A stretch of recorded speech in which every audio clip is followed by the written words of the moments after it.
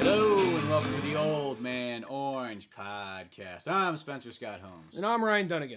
And I was noticing your Iggy Pop CD over there, and Yeah. This will lead in this.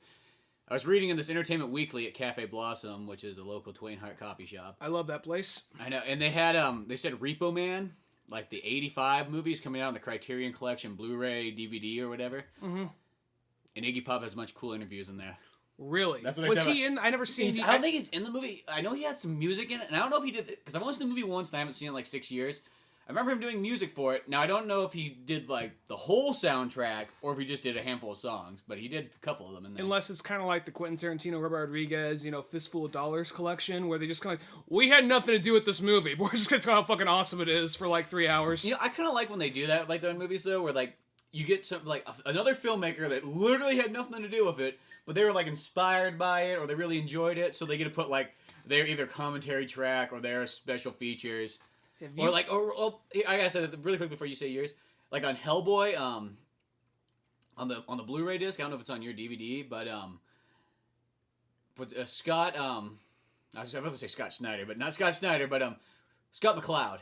He has a special feature on there. Did he have that on yours? Scott McCloud from How to Draw Comics? Yeah, that guy had. If it's on there, I'm gonna have to fucking watch it because that guy. I've never read. He sits down and he's mostly talking about comics, and he talks a little bit about Hellboy, but he's mostly talking about comics and just very like sophisticated like conversation. The thing about that guy is, I'm not gonna lie, I never read any of his actual comic books, but his book, How to Draw Comics, is one the of the best book I've ever seen to make comics. Yes, it is one of the most helpful things I've ever read. Plus, at the same time, it just motivates the hell out of you. You could read that and make movies. You could read that and make video. You don't even have to even like know comics. It's like it's also just good storytelling. It's not just comics. And plus, the thing is, I mean, at first I saw that just the most generic name possible, How to Make Comics. And I was just kind of like, we've seen a bunch of these. They never help. But he says, like, look, this isn't it for those of you who haven't read the book. He says, this isn't about, like, how to draw. It's how to tell a story and using what you got. Because the problem with a lot of those How to Make Comics, just, how to draw a chick with big tits. How to draw a monster that looks like Michael Turner drew it. You know what I mean? Yeah. And then this one, he really breaks it down step by step and takes his time and makes a difference between indie comics and mainstream comics and manga. And I like how he points out too. It's just like that. I think any good how-to book is the fact that like they don't tell you like you got to be amazing. You just got to be good kind of thing. Like the last book I bought before this one. Actually, that one was a gift. Not that it fucking matters. But last book I bought before this one though was it was like how to draw cutting edge comics, and generally it was trying to like it was kind of like we wish we were Jim Lee or we wish we were Michael Turner. And as you're flipping the books, every single chick was like just some half naked chick.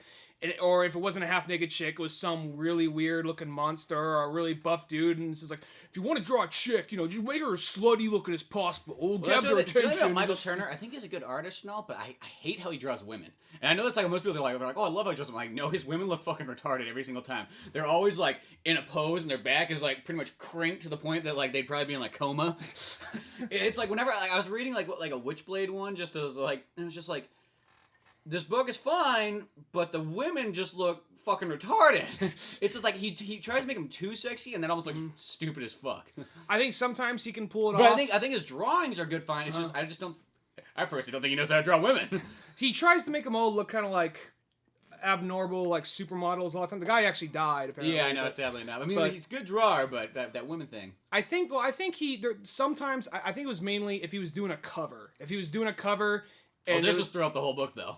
What was this Witchblade Revelations? Did I don't know what it was. It was just one of those things that came in this like ginormous pack of comics I bought, and it was like, it gave me a good little like, let's taste different comics that you would never buy on your own. Because I bought Witchblade Revelations trying to get into it, and I just couldn't get into it. But I couldn't. Well, this one was like it was like two stories. One was like a pirate story, and one was like a Three Musketeers story, but not Three Musketeers. Does she later go to like Brazil or something like that? Or no, she doesn't go to Brazil later. All right. No, it was a pirate story and like a French story, I want to say. Well, this had like flashbacks and there's a pirate. I think it's just because the Witchblade gets passed down from different persons. Yeah, I never really got into that series. I tried to, but it was one of those things like when comics. I mean, I'll say that I think he is a really good artist, and I think that majority of the time his characters, even his women, look fine. It's just primarily when he tries. I mean, maybe that's when he was just starting out or something. But I noticed his later work, it didn't look as bad. It's like 1995 or 96. 95. I'm looking at it. Most of the stuff I read of his was primarily like 99 and up. Around there. And I think it's just one of those ones, like, it's just sometimes I don't like when, like, it's almost like Yeah, maybe he was like the first guy to draw women like bent over backwards almost. But well, it's just like one of those ones like you look at these pictures, and you're just like the ass is like full on to the left, the back is full on to the right. Just trying to make them look way They're too looking hot. over their shoulder. It's just like it looks. It comes to the point. You know when you look at like some magazines and they show some people's houses like in San Francisco and stuff, and their house looks so perfect that you want to just go in there and destroy it because it's just making you so. It's not that it's expensive shit. It's just it's so damn perfect looking. I want to destroy Aspen Matthews. I just want to beat the shit out of her. Just like, why is her ass so far to the left and her back so far to the right? Why is she so fucking perfect? Yeah, no, I get that. He is kind of one of the reasons I think that a lot of feminists kind of like don't like comic books. Well, it's just those ones like it's those ones that like it. Well, I think that's also kind of like he might be one of those kind of guys like. Literally, those books are more based off like his drawings than anything else. Well, in like the last Fat Man on Batman, Jeff Loeb was on there, and Jeff Loeb worked with Michael Turner a couple times. He worked with them on Superman and Batman when Supergirl comes in, and he also worked on which one was it? It was I bought it because Jeff Loeb wrote it. It was a Michael Turner series. Michael Turner because he had his own company for a while. It's called Aspen Comics, and it's still around, I believe. And he would just kind of like, he would kind of come up with a story. He'd have someone else write the story, just kind of give him a reason to draw whatever the fuck he wanted. Yeah. It was one called, it was Soulfire. I think it was called Soulfire. It was like set in the future. I think I flipped through one of those. It was like set in the future, and it was involved like, dragons and chicks with wings and stuff like that. And, it was decent. It wasn't amazing. It's more just like you feel like you're buying like an art book than you're buying a comic book, I guess. That's kind of how I felt. Well, it wasn't that. It was more like, maybe as it went on, it went better. It was very much the traditional, I'm getting off topic here, talking about this instead of Michael Turner. But anyway, it was more of just, I'll say this real quick. It was kind of a traditional kind of like, it's kind of like a boy who's meant for more. And he and his friends get tagged along. This chick is more or less a hot Obi-Wan Kenobi with powers. It's teaching him. And they use the chick to advertise it, but it's primarily about the boy. Yeah. So, and then other people tag along. It was whatever, But no, Jeff Loeb said in the last Fat Man on Batman, he was talking about how Michael Turner apparently gave to a lot of charity, and he was a really great guy, and he died of cancer, which really sucks. Yeah, it sucks. But I think he was a really talented artist, but I do think there are times he over-sexualized women, but whatever. Yeah. Well, it's like not like they over-sexualize it. It's just like I don't know. The drawings just it feels like they're there to. To be there. No, they don't feel natural, I guess is what I'm saying. He said that they were apparently, most of the women he drew were based on girlfriends or people or women he knew, which is like, how the fuck is that possible? There's no way you know that many chicks, dude. Unless maybe you live in fucking Beverly Hills or something like that. But still, I don't know. Well, I don't think it matters where you live, but... Yeah. No. But no, just because how almost sometimes they almost look kind of almost like factory produced or something like that shit came out of a mold or something like that. Yeah, well, just like those ones, it's I almost feel like... And he's probably the first guy to do it the way he was doing it. Mm-hmm. But it does come across that way, if somebody said how to draw women, make their ass big, make their waist thin, make their boobs huge. You know what I mean? It almost just they always felt very stereotypical because all the women always look like that. They never showed. They either come in black, brown, or white. They never showed the issue. Same woman, just black, brown, or white. They never showed the issue where Aspen is in the bathroom, fucking throwing up. Looking out of her ass. Out of her ass. That'd be so shitting. Looking in the mirror you're not perfect. You're not pretty enough. Just the ass has two big eyes. I was talking yo, I'm part of you. I control you now. What, you think a woman just has this big of an ass? No, it gains life and self-awareness. No, but anyway. It's not called shitting, it's called barfing if it comes out of my mouth. No, but actually regarding, this goes back, we got off topic. You're talking about Scott McCloud for a second. You're saying how he had he was in the Hellboy thing. I was just... Have you heard the audio commentary on Roadhouse for I still have yet to Kevin Smith and Scott Mosier? It's hella funny. He brings up some good points. He's all saying I laughed pretty hard on this. There's the part, I never really thought about this, but there's the part when I almost said Thomas Elliott, not Hush. Sam Elliott is dancing with the Swayze's girlfriend, and at some point he's he looks way too comfortable with that chick for knowing her for only 2, maybe 3 hours. I'm pretty sure he's trying to get them into a 3-way. Later, there's the sex scene where they're fucking on top of the roof, and you see the bad guy across the river watching. She's why in movies do people always fuck in the most uncomfortable places possible? I do not understand it. Why? And then later, right after he said that thing about them getting did you watch the special features on Roadhouse? I watched a little bit of them. No. Because I say they talk about she's like, yeah, I got my back all like cut up and stuff from like that rock wall. Really? Because he just slams her against that fucking wall. Yeah. No, that is a good flick though. It's an amazing movie. It has a little bit of cheese factor, but it's a beautiful cheese factor. That movie's just awesome. Yeah, I don't even notice the cheese factor in it. Well, I guess it's just as soon as they like, stop the bad guy, it has like that 80s, even though it's cheesy, I like it. Has the 80s saxophone and guitar that makes the transition. I don't really consider that cheesy. I guess because I just grew up on watching movies like that. So, like, when you kind of grow up watching them, I think you don't feel like consider them nearly as cheesy. Because I'm not gonna lie, I didn't really watch a lot of 80s stuff. Because when I was a kid, like, everything I watched a lot of times was, like, 80s. So, like, Lethal Weapon and all that stuff. So, I think if you grew up as a kid, you don't find it cheesy. Kind of like how people a lot of times, like, when you're a kid and you watch, like, the 60s Batman, you don't find that cheesy whatsoever. You know what I mean? And then even as you get older, you kind of almost, like, appreciate it, like, in a different way than somebody who just watches it when they're, like, 20-something and looks and goes, oh, it's just fucking cheesy Batman. For a long time. Colorful. Fuck. This guy can't even string a fucking sentence together. You know those kind of people that like they just fuck is a noun. they try to talk like, you know. Well, it's like when a child. It's like when a child like learns to swear for the first time, and just like, man, I was like so fuck, and then she was like shit, and I was like fuck. You know, it's like the first time you hear a kid. Yeah, swear, it's just like everything's like fuck or shit. Yeah. Or ass, maybe, you know. But, I was fuck shitting an ass one day. Dude, that guy's hardcore. But, he strung 3 swear words into one sentence. It didn't really make any logical sense, but whatever, more power to him.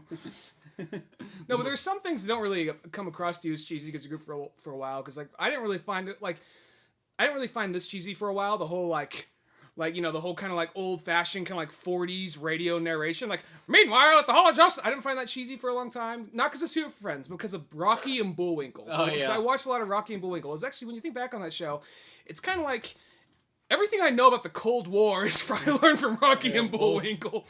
That was a great cartoon. That was back in the day when Hanna-Barbera did fantastic ones. That wasn't Hanna-Barbera, was it? I thought it was something else. I thought that was Hanna-Barbera. I don't believe I think it is Hanna-Barbera. I think it's like one of their first ones. If anybody knows that, Google it. Let us know in the comments. Yeah, it had to be, because like I remember watching it like a lot of times on Boomerang. Well, I remember it was the same people who did like, I think eventually Boomerang Boomerang brought on Pokemon. Same people did Dudley Do-Right. Same people that did George Dudley Do-Right, George of the Jungle, Underdog. Yeah, that's got to be Hanna-Barbera because all that stuff was on like Boomerang. Really? Oh, I'm gonna have to look at that. Or Cartoon Network. I mean, not Boomerang. Cartoon Network, because Boomerang didn't even exist by that point. I'll have to look into that. But no, but actually it reminds me real quick. Because I think that's like the early Hanna-Barbera stuff.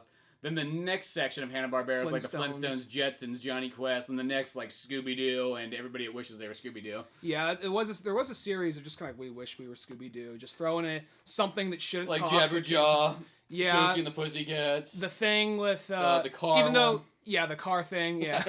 Like the buggy. Even though Josie and the Pussycats, was that originally based off Archie comics?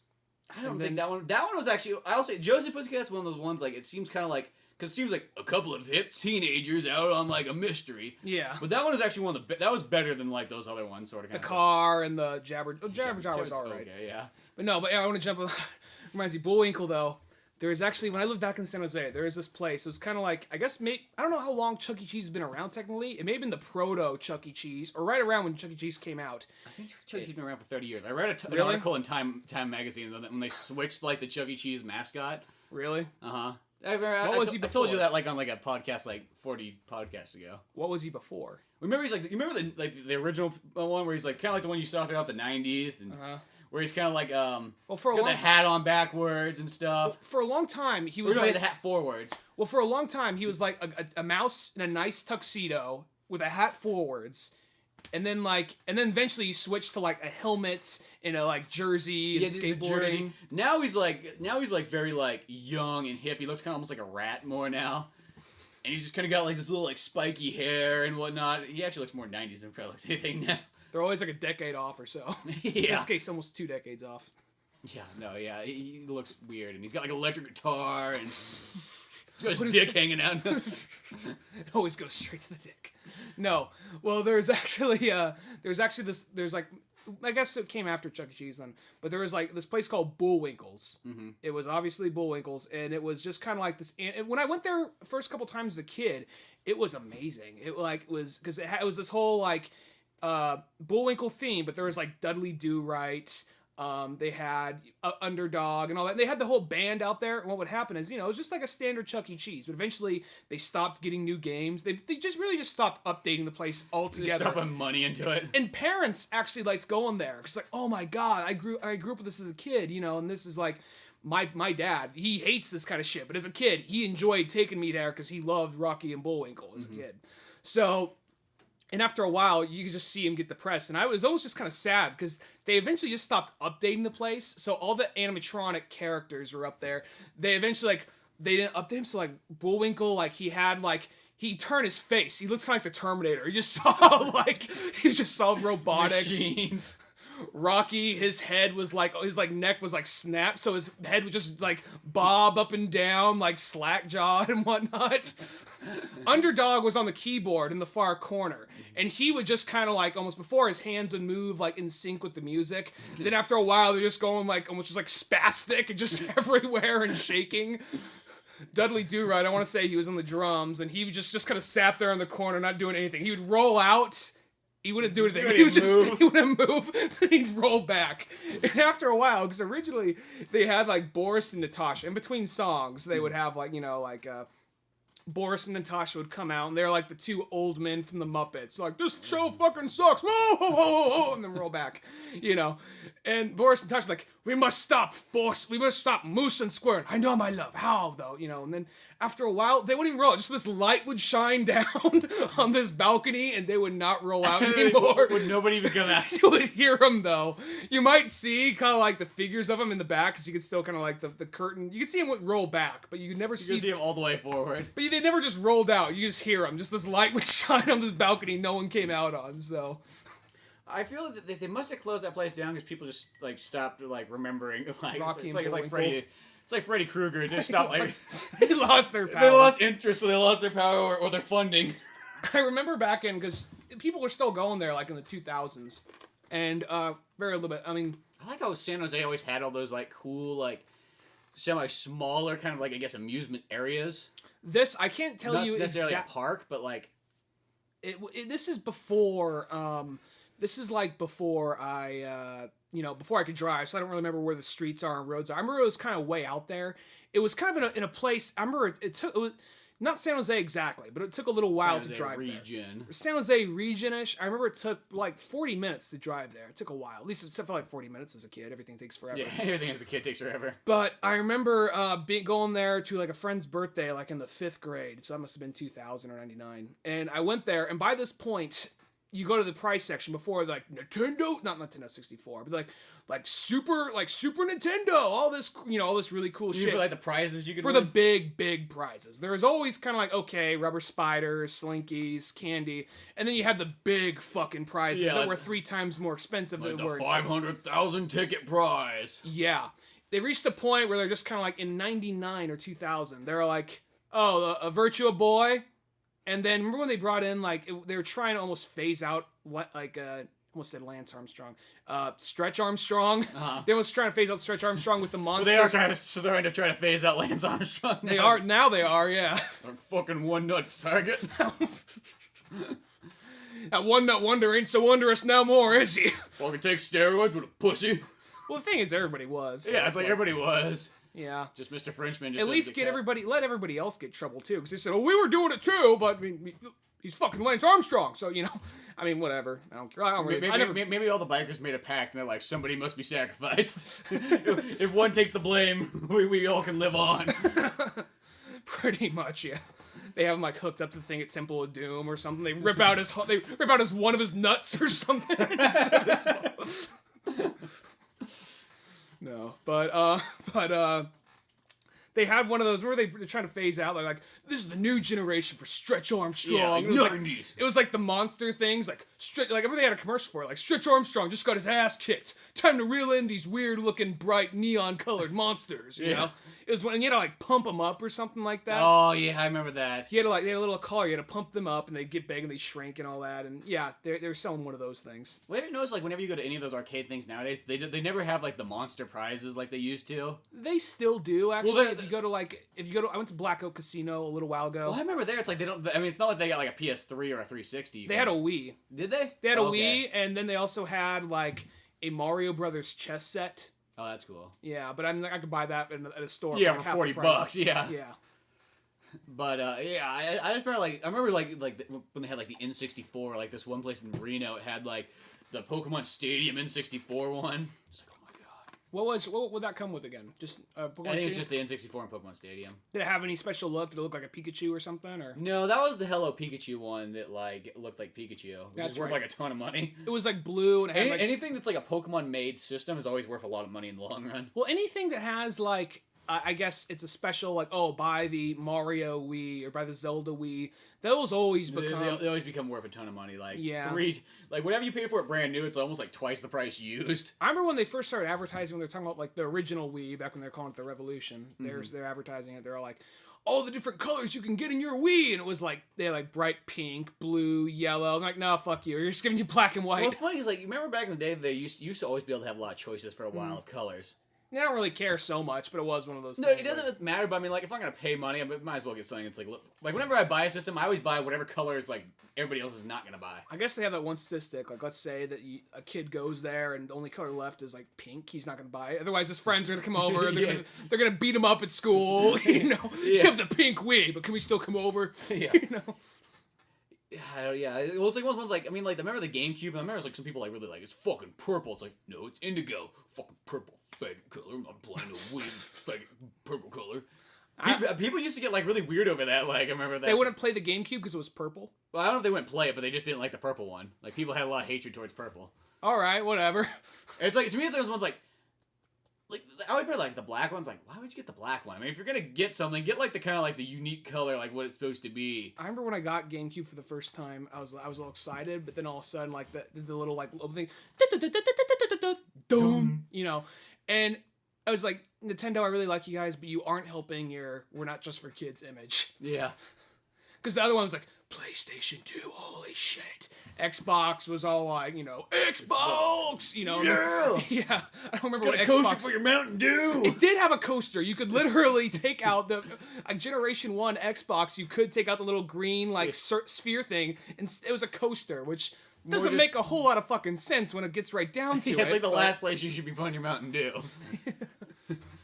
Well, it's like, you know, one thing about nowadays systems, I mean, like, I know you can kind of get some Wii's, but it's like, when I remember on the weekend, I was like, it's white. Big fucking whoop. Remember the N64 days when we used to have a lot of colors to choose from? Yeah. Remember what we used to have? Remember there was colored people in the world? Now we just go variety. White. There was variety, I tell ya. Let's get how it is. Like, it's like, okay, the place, it's like... They want us to conform! They don't want us to be unique! And it's like, I mean, like, I know later on you can kind of get the special ones, but most of the time later on it's like, well, I already got a fucking, like, Wii or Xbox, like... yeah, it's cool to have the Gears of War one, but I already have fucking an Xbox. Thanks a lot, Obama. And even like PS3, it's just like, it's always like black.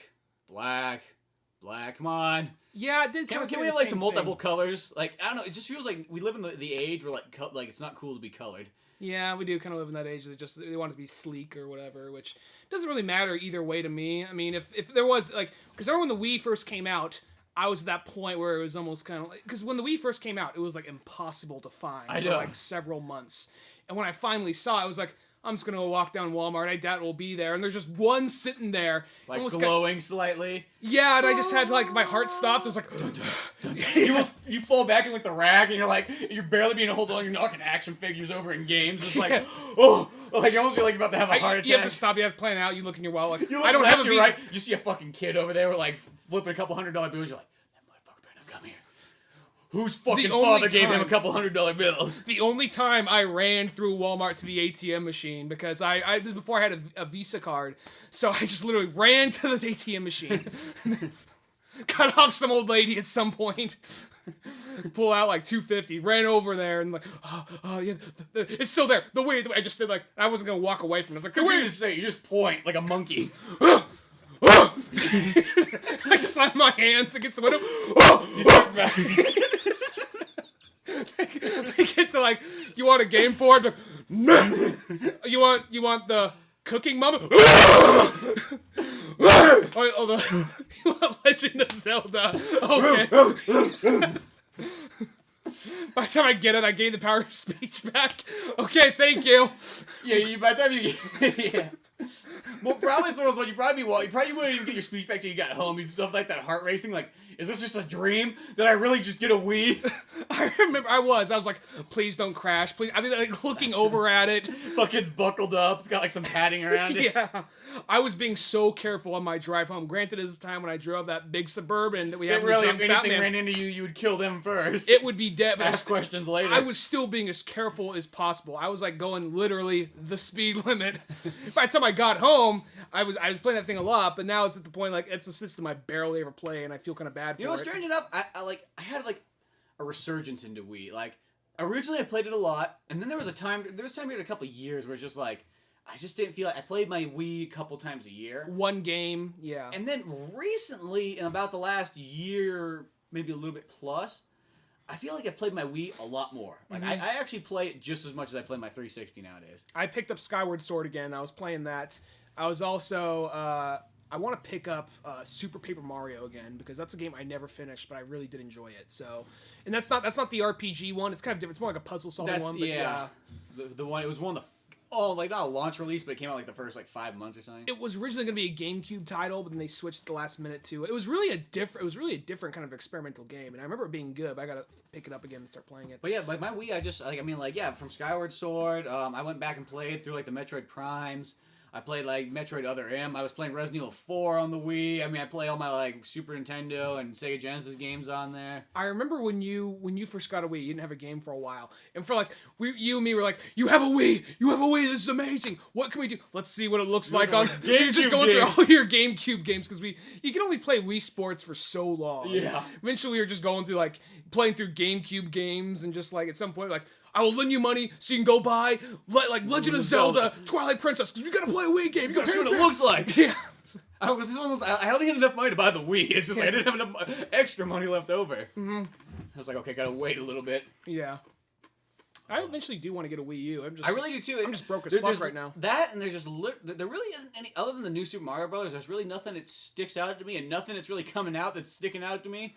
Well, I know Pikmin. But I know that I want a Wii U because it's Nintendo. Pikmin 3, I know it's more likely going to be a good game, but it's just one of those games, it just doesn't jump out to me. Like Pikmin... No, well, yeah, because I mean, Pikmin, I remember, like, it was fun. I never played Pikmin 2. Neither did I. It was one of those games, like, I like Pikmin 1. I didn't even buy Pikmin 1. I played at somebody else's house, too. Now, if you didn't meet the deadline in that game, were you just fucked, or was it like, okay, well, here's a little option to give you a little bit more time or something, or if you weren't, like, I can't remember. If you played the whole way through... I don't know if I even beat that game, because when I played at a friend's house, sometimes you don't always, like, beat the game. GameCube was one of the last systems where I actually rented games. That was the last time I was renting games, I believe, was GameCube. I think the Wii was the last time, because I remember when the Wii first came out, I wanted to rent something. I remember because I rented that Red Steel game, like, you know, and that was the last game I ever rented. I was like, this is fucking expensive. Other than GameFly, when I get, like, those and then, games. like, plus the game wasn't, Red Steel 1, it wasn't god-awful, but it wasn't that good either. No, yeah, it wasn't bad, but it wasn't, like, amazing. It was very half-assed. Yeah, it's kind of very simple. And plus, you thought, like, oh my god, a first-person shooter, you get to swing a sword, that's awesome. And the sword fights were just like boss battles, so it was like, who gives a fuck? Which the new Red Steel, I heard that was better. I didn't play it. I think Red Steel is like 2 was actually a really good game. It's just nobody gave cared. A shit. Yeah, just like because like Red Steel, it was just so lazy because they had it was the next gen and it still had the still cutscenes and all that. You know what's the weird thing too is like those still cutscenes. I still see those a lot in video games, even like major video games. It's just like really, come on, like still cutscenes, like yeah. Well, even in like. I didn't play one player, but I think we were at Thomas Giacchetta's house, and we were watching Marvel vs. Capcom 3, and it still had the still cutscenes for that. Yep. I'm like, are you serious? That one that's one of the ones that has it. Yeah. Something about Capcom is like, I feel like I think they've just really half-assed their games nowadays. They make a really good fighting game engine, but they half-assed everything around it. Like, no story, no, like, single player whatsoever. It's just like, they really just kind of give you a game like, you can play arcade or versus. Mm-hmm. Can we unlock anything? No. You can download and buy shit. Yeah, it's gonna cost you $5 for a character. You're like, fuck that. Yeah, it is at that point we're just kind of fucking ridiculous. Like, I don't know, Capcom just... And that's one thing I just can't stand about, like, download content nowadays, too, is, like, I do feel like... I mean, like, I think it's... The idea is kind of cool that, like, okay, I have a game, and then later on I can be able to download some stuff to make the game last even longer. And I think that works well for some things, but I really do feel that game companies hold back nowadays. I think they kind of go like... For, like, characters, like a character, it should already come with that. Spare levels, new, like, I guess, new multiplayer maps I can kind of see, like... And I know a lot of times here's things, like, the game's, like, done... Let's say the game's done 4 months before the release date, if not even longer than that. So at that period, the game's already done. They're just printing it, getting it all ready and stuff. So, like, in these next couple months after, they're working on, like, maps and stuff. And I understand that that's why they can release that stuff like the day one that the game comes out. I know people go like, what the fuck? I just bought this game and you want to charge me now an extra $20? It's like the thing when you buy like I guess I buy DVD. You still buy Blu-rays now. I still gotta get a Blu-ray player. But I guess it's like the thing when you buy like a DVD or a Blu-ray and then all of a sudden you pull out, buy the Super Director's Cut or whatever. It happened with Watchmen. I bought the Watchmen Director's Cut like, this Christmas, buy the fucking 4-disc set. I'm like, God damn it. Well, I hate with a lot of those things too is like, they don't sell like the super special edition one in stores. Or at least not regular stores. I mean, maybe maybe might have it like FYE or something like that. But like, so like you could like for examples like Prometheus. If I didn't look that up online, you would buy like the one in stores, and then you go like, oh, I don't get any of the special features. Which the big you said on the podcast, the big main thing with Prometheus is the scene where the space jockey sits there and talks to Michael Fassbender. Now you do get the alternate scenes though. You do get those because those are on the main disc. It's just you don't get that like the ginormous like Ridley Scott rape feature. Where he gives you an hour and 30 minutes of all kinds of stuff. Probably more than that. Like, his special features are mostly always longer than the movie themselves. I was actually on, speaking of Ridley Scott and rape, I was actually on, such a weird-ass transition right there.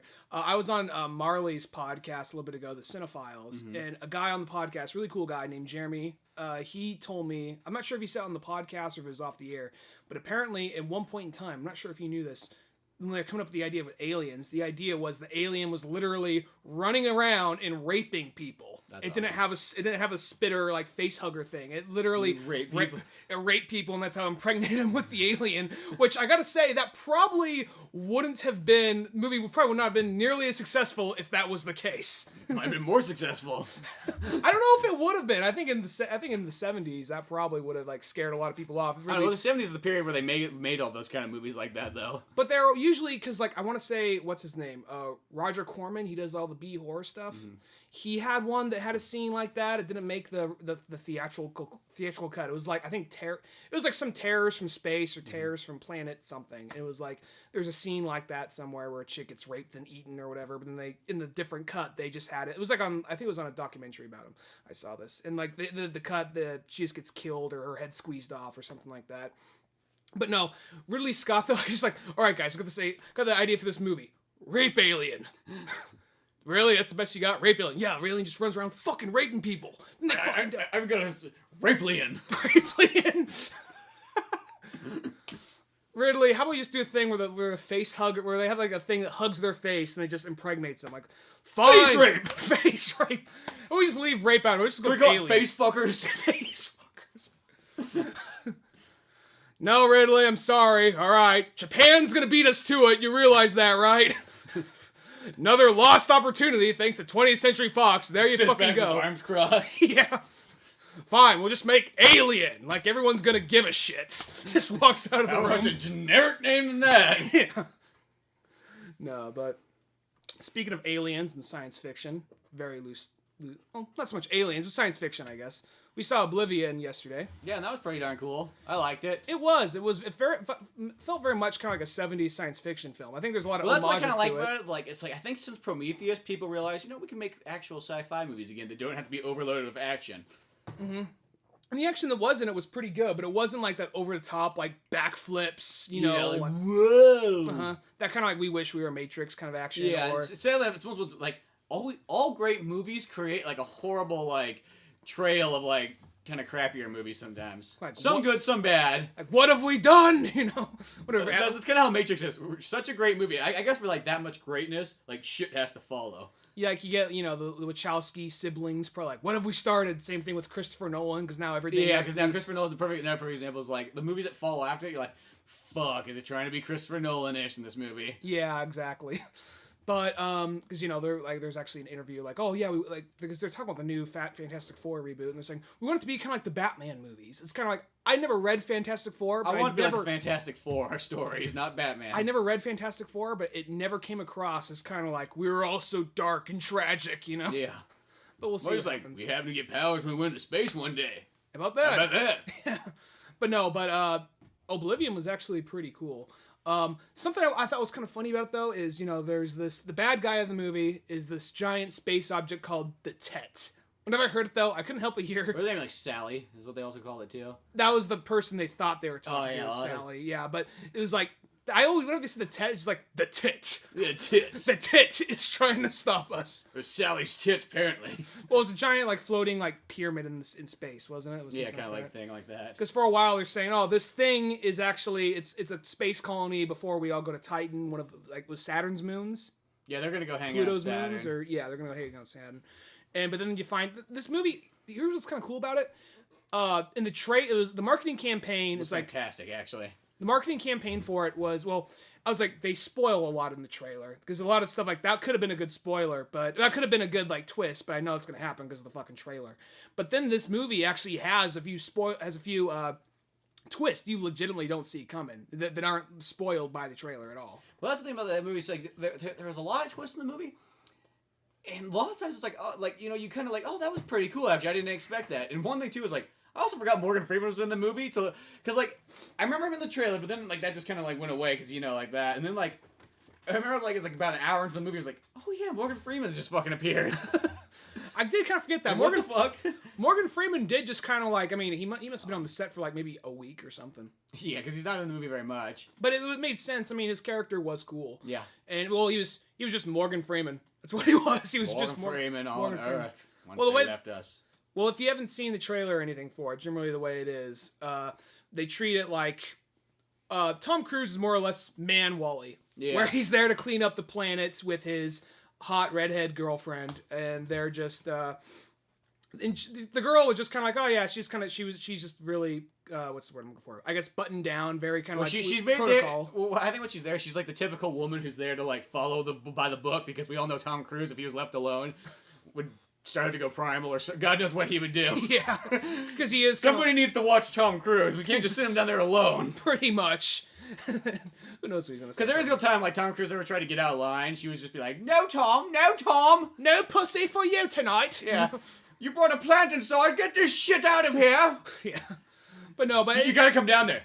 Now you know, Tom. That's against the rules. I like that she's calling Tom. my name's what was his name? Like Jack Harper. Yeah, Jack Harper. And she was. I have been Jack's like, because wasn't that a Jack Reacher movie too? Yeah, there was a Jack. Just call me Jack in this movie. I got so used to it in the last one. I don't want to be confused. Just call me Jack Cruise when we're done filming this. The script says for John. No, fucking call it Jack. He's just like, I'm Tom fucking Cruise. He's like just standing there. He's really short. We know, Tom. All right, Jack. Fine. Fuck it. Whatever. It's Tom Cruise. He's in great shape, but he is a really small guy. Yeah. I saw a comparison picture of him with someone one time. Like, oh, he is pretty small, but whatever. Anyway, he did a good job in this flick, though. Yeah. And something I thought that was actually pretty cool about it was because for a while they're treating they say, okay, aliens came and destroyed the world, but you find they treat them kind of like these are scavengers, and they look like kind of like Tusken Raiders, like gothic Tusken Raiders, what they sort of look like. Like Tusken Raiders mixed with like Predators. Yeah, I didn't think of that. That's a good point. That's what I was thinking too. Is like they look kind of like a lot like a Predator too. Some of them did. Like some of them had like kind of like a Predator mask. I thought the way they had the masks and all that look, then you find out those are actually humans, and all these drones he's going out repairing, they're made to destroy humans, because apparently this what they think is this giant space colony, it's actually a almost like you said, Brainiac. It's really Brainiac. This intergalactic kind of like computer that's going around absorbing everything from planets, and they're actually because I thought this was actually pretty clever. I didn't think about this. I figured there are probably other people out there fixing the little probe things. Mm-hmm. But it has a legitimate twist. They say go beyond the radioactive zone, and they go beyond the radioactive zone. Well, the thing is like they set up borders, and they say that if you go past this like section, it's radioactive, which really like. Yeah, okay. I mean, that's one of those ones you don't even question it. You're like, it's radioactive? Sure, I'm not going to go... You're not going to go test it. Yeah. And they go out there, they passed it, And then he sees there's another Tom Cruise. Yeah. And that's where this part of the movie, a couple people in the theaters laughed, but I could figure out where I was going from here. I'm like, that's actually pretty interesting. Well, that's kind of cool, yeah. It's like, I mean, how many times do you see Tom Cruise fight Tom Cruise in the movie? If it just ended right there, another Tom Cruise sequel, then it'll be a bit like much. But the fact they actually stop and explain as it goes on, which it should. Because for a second, like a couple people in the theater just start busting up laughing. I'm like, it's a science fiction movie. I can kind of see where they're going. Yeah, no, I thought that was cool. And you find out that Tom Cruise and this girl, they're actually they're astronauts. They're going to investigate this the tit pyramid, the tit, the space Sally's tit. Yeah, because the whole time they're taking orders from a lady with a southern accent named Sally. And it's just a recording and just a fake image that's posted of someone that they took orders from back when they were back in their own time. They're actually just clones. Which one thing I will say I thought was weird is like, because like the time it starts out at, like when they were like first gonna go explore the tit was like 2017. I think that's a little early for such like sophisticated technology, though. Well, then there's also at the same time, I don't know, but in 5 years, are we gonna really meet the tit? 5 years, and we're gonna have it like be able to fly up there in this giant spaceship. We might. I don't know. I think I'm not trying to sound like conspiracy theory man, but I had 90s hand gestures. I was doing that, but I do think that there is more technology that we have that the government doesn't like lead out to. Well, yeah, I always know that. So like, when that's a given. I know that's a given. So it wouldn't surprise me if we were at that point. Maybe it wouldn't be as widely broadcasted, but I don't know. I'm not really worried about a giant space tit. When I saw that, I was like, I feel like that should have been like 2027.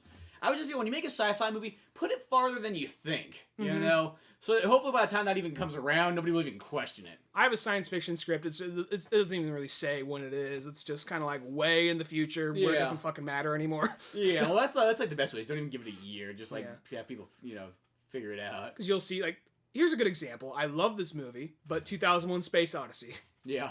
So even though or Bicentennial Man. Bicentennial. 2005, we get like robot slaves. Oh yeah. Was it 2005 by then? Yeah. That's what it says when it first starts. The movie first starts out like it's 2005, and it goes 200 years. God damn, they fucking lied to us. And Back to the Future. Back to the Future. Well, 2015. 2015. Who knows? We got 2 years to go. We got 2 years to get flying cars, hover boots, and a hover skateboard. The hoverboards actually exist. Hoverboards actually exist. All right, we're getting there. We're 2/3. And then I guess we do got 3D movies. So the hologram shark. Yeah, and it still looks fake. But no, fucking Tom Cruise in Oblivion. Tom Cruise in Oblivion. Well, I thought it was kind of cool because at the last minute they kind of just because you think for a long time when I saw this trailer, I'm like, okay, it's gonna be like a clash of classes. It's gonna be the evil rich people shitting down on the people in on Earth. Yeah, I assumed it was gonna be that, but you find out it's an alien invasion movie. Now that was kind of cool. Well, the cool thing too is I like is like they give you that thing you think the whole time you're like, oh, we were attacked by aliens. Like, oh no, not like a alien as in like a race. It was just a machine that turned humans against humans in a sense. Yeah, and I thought that the whole thing with that was I figured from the get-go. When you saw, I still thought it was an interesting concept, but when you saw what they called the scavs, which are the scavengers, I figured from the get-go, those are humans, because, I just figured that out. But then you find out that there's more, where was I going with this? You find out there's more to it than that, and you find out that the fact that it was a brainiac machine, and it wasn't real, they weren't just another bunch of humans having humans kill each other, it was strictly just this one thing. I thought that was an interesting concept, so... Yeah. I thought just the twists were good. I thought that like when it had action was good. I love the visuals. The music was cool. Like just like the way they kind of mixed in sort of a synthesizer with a little bit of orchestra. I thought that was neat. I liked this. Isn't really. I know a lot of people really don't give a shit, but I like when he's in his little homemade cabin he made up by that lake. I love that. I love all that stuff. That looks just fantastic. And when he's flipping through the records, I love they had Blue Oyster Cult, like Rolling Stones. They had Exile on Main Street. That's my favorite album. I was so glad they had that in there. Like put it on. Oh, Led Zeppelin works too, but it's okay. No, yeah, I just like visuals were great. The story was good. Mm-hmm. I don't know. Characters are pretty good. Pretty good flick. Like we said before, it's kind of hard to talk about something when it's good. Yeah, the better a movie is, almost the more enjoyable it can be. Some people are saying this movie kind of lost it near the end. I thought that's kind of where it came back around. It's one of those movies, I will say this. It's totally that kind of movie. I could see that some people will just not like it whatsoever. It's one of those you're either gonna really like it or you're just not gonna like it. What's cool about it is it's a traditional science fiction film. There's action in it, but it's a traditional. It doesn't have that whole kind of like well, it ends with him saying "fuck you, Sally," then setting off a bomb. Badass, like "fuck you, Sally." They gotta use their one F-bomb, which is actually something I want to say about this movie. This was actually originally a comic that never got picked up. The cool thing is the guy that wrote the comic was able to direct that movie. Yeah, and that was the same guy who did Tron Legacy. Uh-huh. So I thought that was really awesome. I was like, a comic? So I started looking up the comic. The comic never got made. They just made it into a movie. I thought that was awesome of it. No, yeah, I think that was badass. Mm-hmm. I don't know. I liked it quite a bit. I mean, yeah. Good twist, good music, good look. Though I did feel bad for his the redheaded British chick when she got. There's fucking billions of them, but I felt kind of bad for her when she actually got vaporized because she didn't know. She thought they because what happens is they're all the funniest clones. part because Tom Cruise kind of comes back one day is like, I had a wife. Yeah, me and you, clearly not anymore. Let me in. I got some shit in the room I gotta get. Yeah, it's okay. You can have the pool and stuff. Fuck it, I got this. Well, I was gonna show you it, but fuck it, you never want to see it anyways. You would have liked it, but if you weren't such a fucking bitch, but Fucking redhead English bitch. Which I liked her. I felt kind of bad. I felt bad for her near the end. I mean, there's billions of them, but what happened? I'm not sure if we actually said this clearly. There's clones of those two because they were astronauts going to check out this thing, and they got captured, and they just and then they dropped off all these pretty much their extra crew members, and they finally landed to Earth 60 years later. Yeah, they're circling Earth for a long ass time, and that's where he meets his wife, who was a member who was cryogenically frozen in time. Yeah. So and he was able to save her, and everybody else died because And he has even though he's a clone, he has memories of the real guy. Mm-hmm. So now it all kind of runs. Kind of like Total Recall. It kind of has these dreams. Yeah. So overall, a pretty good flick, and it's just good to see a traditional science fiction film that this. I mean, we're wrong. I love action, but it was cool just seeing something that just took its time. And was just more more focused on the story rather than just kind of how much slow motion and backwards flips while firing a laser gun can we do. Well, the thing I always like about sci-fi movies, I like that kind of adventure, you just get to see a world different. Mm-hmm. You know what else that's kind of weird though? Okay, Morgan Freeman and Tom Cruise have got to be almost around the same age. But they look years apart. I didn't think of that. That's a good point. I was thinking about that when I was watching. I was like, you know what? Morgan Freeman and Tom Cruise, they're probably only off by maybe 5 years. I can't imagine too much more than that. Yeah. Well, actually, that reminds me. I want to go back to something real quick. So there's the part where the girl says, I want to die with you. Because there's a part where Jack says, look. Because the Jack were mainly focusing on the whole movie. Because there's two of them. More than that, but two of them they show. He says, look, I gotta go. The only way we can do this thing now. Because originally they got one of the probes. They captured one of the probe things. And they got a fuel cell that was gonna fly into into the main hold and then explode from the inside. That thing got Death Star style. Yeah, Death Star style, but the thing got destroyed in an attack, so they couldn't use it. So Tom Cruise I'll fly it in there. It already told us to go up in the first place. So he does that, but then the girl's I want to go with you. Please, just let me go with you. I want to die with you. He's okay. And it's a very dramatic, sad scene. But then when he gets up there, it's actually Morgan Freeman. Morgan Freeman's dead. Morgan, then it cuts to her later, and she wakes up in the cabin out where Tom Cruise took her earlier on in the movie. And then Morgan Freeman comes out, and for a split second, because Morgan Freeman, he got shot and he was bleeding out during that raid. When he comes out, I was all because it was just for a split second, oh fuck, it must be radiation poisoning. Oh wait, that's Morgan Freeman. Oh no, because the whole time he's wearing the glasses, he's not wearing the glasses. He leans up, and it's just what the fuck happened? Oh, Morgan Freeman. I thought it was radiation from the little fuel cell thing that was in there with her. I love you, Tom Cruise. Let's go together. They hold hands. Fuck you, Sally. And Morgan Freeman, it'd be awesome just to have him narrate, because there's that movie Stranger Than Fiction, where some chicks narrating Will Ferrell's life. Just have Morgan Freeman narrate your life. Be badass. That would be awesome. But anyway. Dude, there was this movie I was watching that I've always wanted to see, and I finally just saw it. Have you ever seen the Elvis Presley movie? Now, it's not starring Elvis. Which one? This is the one where Kurt Russell plays Elvis Presley. Kurt Russell plays Elvis? And it's directed by John Carpenter. How the fuck did I not know of this? There's one movie I've known about it forever, and I just finally I was like, oh, I got to still have a John Carpenter synthesized score with an Elvis movie? No, it doesn't have any of that. It's It's one of those movies like it doesn't really like look like a regular John Carpenter movie, but it's fucking amazing. Like one of the best biopics I've ever seen in a movie, and you know Kurt Russell's just like phenomenal in it. Kurt Russell is Elvis. Holy shit! I cannot believe I never heard of this movie. It's directed by John 1978. I gotta check that out. It's so amazing. It's like one of those movies. It's one of those movies like it's 2 hours and like 50 minutes. And it's like all good. Is it a movie that got like shit on or something? No. I never heard of it. No. It actually It's one of those movies. It's known as like one of the best Elvis movies. Sometimes really good movies are almost kind of like well, the thing forgotten. is, you know what? It's biopics are never really remembered though. If you think about it, very few biopics. Like I think it's like those ones. It's almost like they're made for the fans and that's it, kind of thing. Walk the Line already seems to be forgotten. Yeah, Walk the Line. Walk the Line was probably one of the bigger biopics. Ray. Yeah, Ray. That was another one that was a pretty big. That was like the time period when they were doing kind of big biopics. Mm-hmm. Which I wonder how long it is if we get actually like a good Stones biopic. Yeah. Yeah, well, that's one thing too. Is like whenever they make some biopics about bands, it's like they pick a really strange period of time. Like we're just gonna focus on this. Well, I think Stone, that was one of those things, like, they were trying to go for an artsier thing, and they like, well, we don't have the money or the budget to go on a full scale, so let's just focus on the last few days of Brian Jones' life. Yeah, which we talked about this on a podcast before, but yeah. Well, it's kind of like the Beatles ones, too. It's like, all the Beatles ones they're always the early years. Mm-hmm. Always.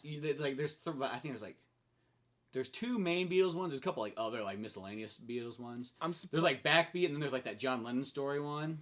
And they all take place in just the beginning years. I'm surprised the Kurt Cobain movie has been made yet. I mean, they made movies that were inspired by Kurt Cobain. Like, I think there's one real artsy, fartsy flick called The Last Days or something.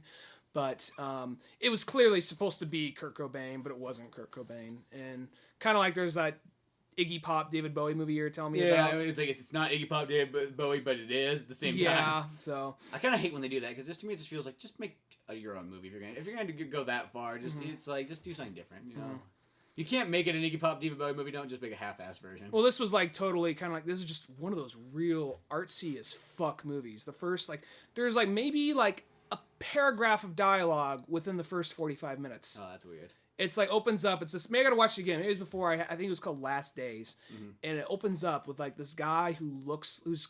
I thought, is that Kurt Cobain? You know, because it was like it was like on IFC, I believe, or Star's Edge, one of those channels, and it said like a grunge star is like spends the last few hours before he kills himself or something like that. Oh yeah.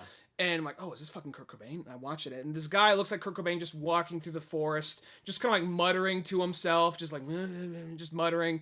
And at some point, he gets to this mansion out in the woods, and like the other band members and friends are like, oh, I think Ron's back or whatever, you know. And it just shows him just laying on the house. At some point, he's wearing a dress, walking with a shotgun, just pointing it in the mirror, and just looking around. And like later, just laying in the corner, just huddled up in a ball.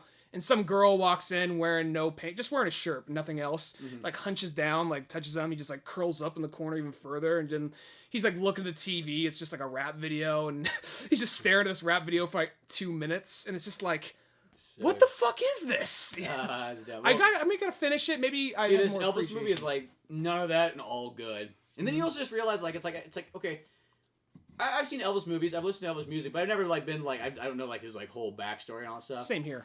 But Elvis is like, he's literally like the greatest guy in the entire world. Just literally, like when they call him the king, there was a reason. Every night he would call his mom every single night. And then when he finally got money, the first thing he did is he bought his parents all kinds of like a big house, gave them everything so they didn't have to work. Because he was sick and tired of seeing his parents having to work so hard his entire life. And then he brings not only like his parents, he brings all his other relatives over to the house in Graceland. He's like, "Yeah, I got a place for y'all to live." Oh my god, really? And then his buddies, he's like, whenever it's like their birthday, he buys them a brand new Cadillac or something. He's just always giving. It's just you look at this, you're like, man, he's just the greatest guy. I mean, he loved his mother like nobody's business. Did anything he possibly could for her. Same as his dad. Cool thing too is like in this movie too. Kurt Russell's like the actual dad plays like Elvis's dad in the movie. Oh, that's awesome. I actually got sort of an Elvis story. This didn't happen to me, obviously, but a friend of the family, he was a roadie for a while, and he was actually. He didn't like travel with Elvis, but I think he worked at one stadium, and he was working there. I think he was working security or something, or just like moving cables or some shit like that. And Elvis was performing. And he said that, Elvis, there's like this little girl in the front row, and he came down and he put a scarf around the little girl. Got up there dancing, and then a bunch of like, just crazy fanatic bitches like, just went after the little girl and just ripped the scarf off and stole it from her. And then he just looked at him like, what the fuck, man? And walked down and kind of gave the little girl like another piece of clothing, and then like, the same thing happened. They all run off and they grab him. They're like, Rah! Then when he's done with the song, he's like, seriously, come on, ladies. And he goes down. And he's like, pulls the little girl further past the security line, puts a seat there, has a security guard, gives her like one of his medallions around. He's just like, make sure that girl leaves with that. And he gets back up there. That scene is literally in the movie. That is in the movie? It's not like what happens. Because the guy, he said he was there. He said he was standing there right when it happened. Yeah, there's literally that scene. Like it's not as long as like how you said, but like everybody's all crazy and stuff, and he sees like one girl kind of like he throws a scarf out, and everybody just like rapes it, and then like there's like just like kind of one like little nerdy girl there or something like that, and he tells security guard, and he like gives her like a medallion cross kind of thing. He's like, he tells security guard, you watch her. I'll feel like a dumbass if he just saw that movie and just like spoke it if he was there. It's still a dick. No, this movie was it was awesome. It was like one of the best biopics I think I've ever seen. Like I think like also like what makes it even better too is the fact that it's John Carpenter and Kurt Russell. I mean like you take already something that's so cool as is, and then you put two guys that are amazing in it already. Well, a lot of people always say, like, Jerry Lee Lewis was the real king of rock and roll. Like, it's strictly since Jerry Lee Lewis, but I think it goes without saying Elvis probably was the better guy. Yeah, also, it's like, Jerry Lee Lewis is really cool and really talented, but I think Elvis, I think, is such a much better guy, though. And plus, there's a much more appreciative guy. Yeah, and plus there's that whole scene. Jerry Lewis is more just like, whatever, fuck y'all. In the whole Jerry Lee Lewis movie, like, Balls of Fire, yeah, there's the part where he has, like, take it all. I don't think that ever happened. I doubt that probably happened. I don't think Elvis ever walked with his tails between his legs like, take it all, I just don't give a fuck. Yeah, I know. And there's a chick, there's a part where like Elvis, he's like fucking the one chick, and then like the chick stops fucking him, just starts watching and dancing to Jerry Lee Lewis while he's on the TV. It's like, no. That's the fucking king. That wouldn't happen. Yeah. Now, granted, I'm not gonna say... Now, which movie is it where like Elvis like goes over and goes, yeah, you want chili fries? I think that's Walk the Line. Okay, I couldn't remember if that's Walk the Line or Great Balls of Fire. In that scene, because they showed, like, it was, like, Jerry Lee Lewis, like, Cisco heard this, like, you fuckers, because Jerry Lee Lewis is one of his favorite rock stars. Well, I really like Jerry Lee Lewis, but you watch, like, this Elvis, you're like, no, Elvis is, he is just the ultimate guy. Like, I can't think of a better person. He's better than, like, anybody you can think of, almost. Yeah, sounds like a good guy, yeah. It's too bad he went out the way he did. I know. This movie only goes up to, like, 1969, like, right when he does, like, his first, like, comeback tour to Vegas. Do they have like just as a sad scene, just kind of like no? Because it ends like almost like that good note, like come back. Like they don't go like the last like 6 or 7 more years, I guess. I guess it's not horrible given the way you look at it, but there's a whole part where you just like I guess it could have just end so sad. It's just like one second, guys, I was gotta go to the bathroom. Just in slow motion, you just see him walking down to the bathroom, and then like text appears saying what happens. Well, the funny thing too is like I don't know how like Elvis started to get like he started just to eat like I almost want to figure this out like because he got like an eating disorder where he just kept eating like he ate like $100 worth of food a day. He ate like a bunch of like $100 at McDonald's. Yeah, cheeseburgers a day. Cheeseburgers and stuff. He just loved cheeseburgers and chili fries and all that stuff. And he loved like he was an avid martial artist guy, so I just don't know how like that. And he also loved like peanut butter banana sandwiches. Yeah.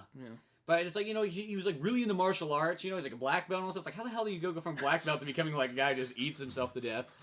Well, sometimes, I mean, when people think of Elvis, they think of Vegas Elvis, which I think that's kind of like the sadder, like, oh, look at him. But when you look back on like, even though he made a lot of really good songs in that time. He did, too. But I like more like early Elvis. You look at acoustic guitar Elvis. Mm-hmm. That's a bad motherfucker right there. That guy, He's just good looking like nobody's business. Yeah, exactly. Plus, just that the little Forrest Gump, dancing. Like, well, he Forrest, I just love that little homage they make to Elvis and Forrest Gump. That movie, you guys see, it's just fucking awesome. It's just called The King, or it's Elvis? Called Elvis. Elvis. I'll look for that. It makes it kind of hard to look for because you gotta like type Elvis in, you go scroll through like everything like else Elvis. But no, it's awesome. Probably, it's probably. I think Bubba Hotep's such an awesome Elvis. That's also another one too. So that guy came out with a movie called John Dies at the End, which I'd like to check that movie out. Yeah, I heard about that one. Yeah. Well, also another thing that's freaking awesome is Injustice. Did you buy it? Yeah, I got that. Oh, so fuck. Amazing. Oh, fuck. Damn. We got to come back. This has to be our next podcast also, because I got to play it. It is so amazing. And I got to... Fuck! I was like, should I go out and buy it? I know because you should have. You should. It's so cool. I'm just so broke right now, but I gotta go out and get that game because my Xbox. You can get like an Xbox nowadays for like $100. Yeah, but I think actually I think it just may have been my TV because I tried it downstairs on another TV and it worked fine. So it may have just been this. Well, TV. Sometimes on the Red Ring of Death, if you let it sit for long enough, it'll play for a little bit, but it won't play forever. Yeah, that's what I think happens. Well, it wasn't the complete ring. It was like 3 lights, not the full ring. Yeah, I don't think it makes too much of a difference. I know each one means something kind of different, but mostly if that comes on, it's mostly just dead, no matter what. We'll see what happens. But you can get one of those. You can get an Xbox. Like they're so cheap nowadays, dude. They're pretty much just giving them away almost. Yeah, I'm gonna have to. Because that game is so badass. We're gonna have to play. I'm gonna have to come over to your place and play it, so then we can talk about it next week, and I can give my sense. But all right, aside from how badass it is, I already kind of have an idea of like. Do you have all the thing that's weird though is like I don't know what I think Raven they made her black in this, which is weird. She looked pale. Yeah, she looks pale in that, but like in like the alternate reality, she's black, but she has that same deep black woman voice in both things, which is kind of weird. Oh, that's fine. They're mixing it up. Yeah, Raven. It's not Raven's really... the thing is like Raven's like to me it's like that's the like white goth the whitest character you could possibly have. How the hell is she black? It doesn't bother. My thing is she's not exactly the most famous character, and at the same time, she's not famous, but it's like one of those ones like that's like I don't know. That character's so white that's like I don't know. Because she's the goth chick. It's like making Cyborg white. You know what I mean? Like the only black guy you got, you made him white. I guess I understand that. I mean. I guess I was never. No, really in the alternate reality, I was like, oh, it's alternate reality, so whatever. Because like they do some other things like that too. They acknowledge it's an alternate reality. Yeah, well, that's the whole point of the game. It's like it's like two realities. You know, there's like your good like regular like DC universe, and there's this other one where it's like shit went wrong. It's like Superman killed Lois by accident. Yeah, because the Joker like mind controlled him somehow. So then he kills like the Joker, and then like Superman becomes like ruler over. He's like. Fuck this shit ain't happening again. I'm gonna take total control over everything. And then Batman's like, never. Batman. If anybody would go up against Superman, it's Batman. And everybody else kind of like, Green Lantern, everybody else like, well, I'll just go hang out with Superman. And Batman, do they eventually go to Batman's side, or have you beat the game? Well, what happens is like everybody from the other universe gets sucked in because Batman needs them. He's like, I need all your guys' DNA so we can activate the anti-Superman gun. And then stuff like that. Well, when I first remember, I was like, it was like Nightwing was in the alternate universe. I know it's an alternate universe, but I was like, Nightwing's on Superman's side? Like, yeah, fucking right. He'd be on Batman's side. They're like, oh, it turns out to be Damian? It's not Nightwing? Oh. So it's like, oh, okay, well, still seems weird. I still feel like, no, I think even Damian would be on Batman's side still. Damian would be on Batman's side, I believe. But no, God damn it. Yeah, it's so good. Yeah, you need to go out and get it. Then they actually have it's a fighting game with real cutscenes. Yeah, they got not fucking just stills. It's pretty much very similar to that Mortal Kombat game. It's not exactly because I really thought it was just gonna be like literally take that Mortal Kombat game and put DC characters in it. It's not exactly that. It's still like a different style game. Is it Joker from the real DC universe coming in the game then? If he dies at the beginning, is that Joker from the real DC universe? Or do you play? Yeah, Joker comes in. He comes in from like the original like the universe. Mm-hmm. And then it's like some characters like Green Arrow's just like killed in the alternate one. Oh. They're just like, oh yeah. Like Batman's just like, yeah, Green Arrow was killed. He's like, oh, that's good to know. I love that line in Dark Knight Returns, which is like, under one condition, I get a piece of the schoolboy, not the whole thing, just a piece. It still hurts when it rains, Yeah, Superman's the one that killed Green Lantern in the alternate universe. Green Arrow or Green Lantern? Yeah, Green Arrow, not Green Lantern. Yeah, I figured as much, but. No, I'm gonna. Oh God, I want to get that game so badly. No, it's pretty badass. The only fear I kind of have though is like, they have like the season pass thing for like $35 to download stuff. So I just know that like, more characters. There's probably not going to be that much stuff to unlock in the game. Mm-hmm. That's the only thing is I feel like, I don't know if there's gonna be even characters to unlock or more than just the two costumes because there's pretty much just two costumes so far. There's the regular universe and the alternate universe costume, and it's kind of like some are cool in this one and some are cool in that one. Mm-hmm. But I have a feeling, though, that they're going to make you spend $100 to get everything in that game. Is it just kind of like a straightforward story mode where you switch off between characters? Or do they have, like, their own single campaigns? Where This is the way they do it. This is how they did it in Mortal Kombat, is it's a singular story, and you just pretty much you play as, like, one character for about 4 matches, and he goes through his story, then it goes to another character, and it's just, like, different chapters. All right. Which is it's a really sweet way. A very smooth way to do a fighting game story. Mm-hmm. So. How's Cyborg play? Because I always like Cyborg. Cyborg's cool. They did a good job on him. He plays pretty cool. Mm-hmm. Yeah. So far though, it is pretty darn cool. Have you unlocked all the characters, or is there still more stuff to get? I don't know if there is other characters to unlock. I know Arist and Killer Frost are in it. Which Killer Frost is one of those characters. Like pretty much all the characters you've probably seen are all just like all 24 of them are unlocked at the very beginning. Which I gotta say, Killer Frost seems like to me a character that seems kind of like. Well, the way they kind of did it is I noticed is like pretty much for just about every character, it's mostly like superhero, supervillain, superhero, supervillain, superhero, supervillain. Like that's a good balance. So what they did is they kind of picked. So it makes sense why they chose each one. They kind of want to have like a nemesis from each side. Which I know Batman's got like way more than that because like Bane's in the game and like. Yeah. Which I don't know how. The thing with me is I don't really know. Killer Frost. I don't think she's the villain to anybody in that game. I thought she was the villain to Green Arrow. Maybe Green Arrow. I'm not completely sure. That's what I thought she was. Maybe she is. I want to say that she went up against. I was looking at I'm trying to blank. It was like some miscellaneous character she first went up against. Maybe it's one of those things. First went up against this character, then later Green Arrow. Or yeah. But no, that's cool. They're kind of picking like Eris. It was cool they have. I mean, I was never a fan of him, but it's cool they get that kind of character. It's like Wonder Woman's like. I just noticed like they have like a villain for each superhero, which makes sense. Because Mortal Kombat versus DC, that right there seemed kind of like I understand. There's only so many characters you can jam in that game, and they picked the big ones. But it wasn't. But you could like pick. I think they only had 15 in that one per side. Yeah, if that even, it might have been like 12 per side. But as a DC fan, I was kind of like, oh, you can pick the characters that make sense, but at the same time, it was kind of like it would be cool to see some variety. Like the only character that seemed kind of, even though he made sense, the only character that seemed kind of like, oh, we're really reaching in for the fans was Deathstroke. Yeah. Which in this, I know he's a playable character. He's a playable character in this one too. Mm-hmm. He's pretty much Cyborg's like villain that they chose. Like if you notice, each one kind of has like a certain one to go with it. Makes sense because he went against the team. He was the main Teen Titans villain. Yeah, Teen Titans villain. It's kind of funny because I never really. I tried getting into Teen Titans because there's the TV. You just got to be a teen to be Teen Titans. Yeah, well the thing is, there's a Teen Titans show. And I was like, I bet the comic's pretty cool because I heard some plot lines from the comic, and I went and bought a couple issues of the comic, and I just had real. I mean, I liked Raven, I liked Cyborg. Actually, I wasn't the hugest fan of Raven. I thought she was all right, but I really liked Cyborg, and I really liked Robin and Starfire. But it was just kind of what? Beast Boy. No one gives a shit about Beast Boy. Exactly. Not even Beast Boy gives a shit about Beast Boy. So, but then I had trouble just getting into it, so what else can I say? But no, that was, do you, what was I going to say around that? Have you beat the game completely yet? I haven't beat the game completely yet. So, I don't know. I mean, it looks like it's got a lot of stuff to unlock, like, as just, like, modes and stuff.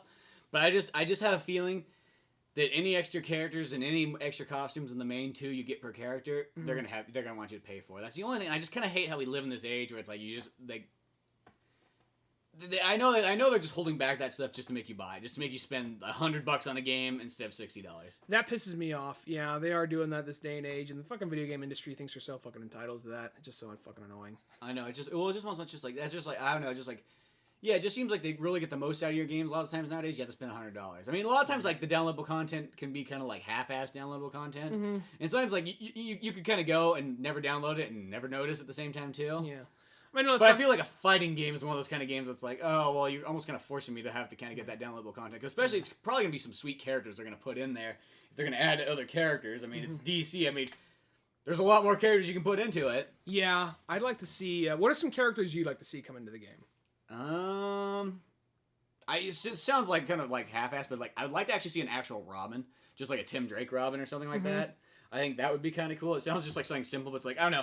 I know there's already so many Batman characters in there as is, and I know they got Nightwing, which I think that's really badass, but I think it'd just be cool just to see, like, just an actual just Robin.